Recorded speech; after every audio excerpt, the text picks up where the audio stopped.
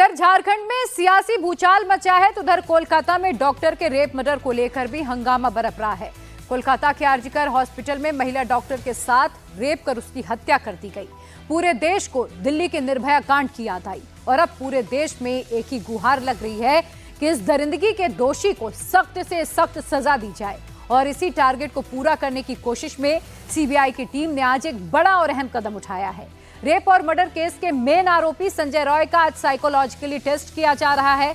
इस टेस्ट के जरिए सीबीआई की टीम सेमिनार हॉल के उस खौफनाक 35 मिनट का राज जानना चाह रही है। 8-9 अगस्त की दरमियानी रात क्या कुछ हुआ था, संजय रॉय ने क्या किया था, जिस वक्त आरोपी इस वारदात को अंजाम दे रहा था उस वक्त उसके दिमाग में किस तरह से चीजें चल रही थी। कोलकाता रेप मर्डर केस में सीबीआई के रडार में आरजीकर मेडिकल कॉलेज के पूर्व प्रिंसिपल संदीप घोष भी हैं। आज लगातार तीसरे दिन सीबीआई संदीप घोष से पूछताछ कर रही है। संदीप घोष पर आरोप है कि उन्होंने जूनियर डॉक्टर के रेप और मर्डर को सुसाइड में तब्दील करने की कोशिश की, सबूत मिटाने की कोशिश की। इसके अलावा सीबीआई को एक और बड़ी लीड मिल गई है। कोलकाता पुलिस ने सीबीआई को एक डायरी भी सौंपी है जिसके कई पन्ने फटे हुए हैं, या ये कहा जाए कि कुछ चीजों को छुपाने के लिए, कुछ सबूतों को दबाने के लिए उन पन्नों को फाड़ दिया गया है। डॉक्टर की डायरी के जरिए सीबीआई सच्चाई तक पहुंचने की कोशिश कर रही है, तो वहीं आरोपी संजय रॉय के साइकोलॉजिकल टेस्ट में इस केस की कई उलझी हुई गुत्थी के सुलझने की उम्मीद भी नजर आ रही है।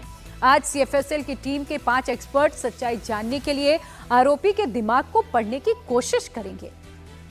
दरअसल साइकोलॉजिकल टेस्ट शख्स के मेंटल, इमोशनल और बिहेवियर की जांच करता है।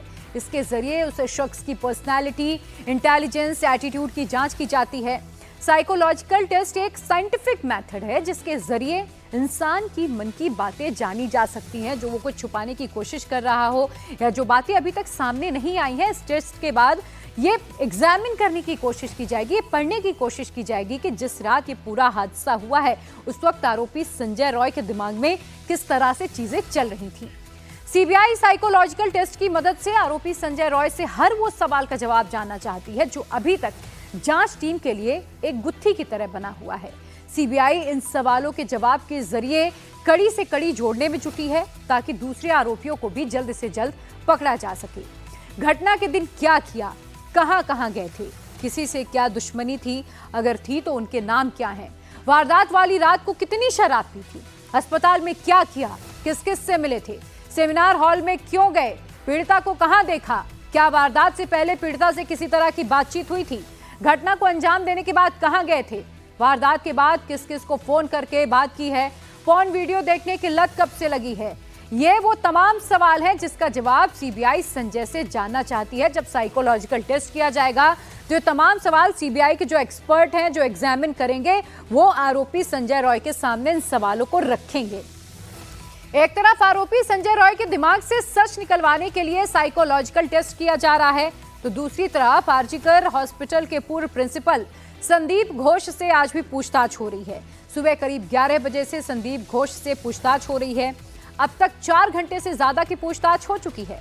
इससे पहले पूछताछ के पहले दिन यानी कि 16 अगस्त को सीबीआई ने आरजीकर अस्पताल के पूर्व प्रिंसिपल संदीप घोष से करीब 15 मिनट पूछताछ की थी।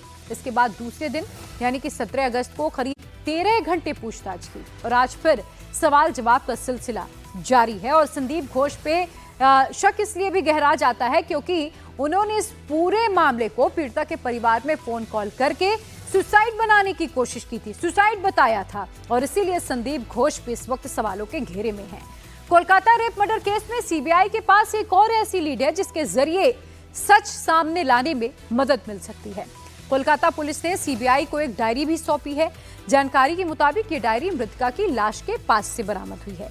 पुलिस ने जो डायरी बरामद की है उसके कई पन्ने फटे हुए हैं, या कहा जाए कि कई पन्ने फाड़ दिए गए हैं। कई पन्नों के चीथड़े उड़े हुए थे। कोलकाता पुलिस ने डायरी के फटे हुए पन्नों को भी सीबीआई अधिकारियों को सौंप दिया है।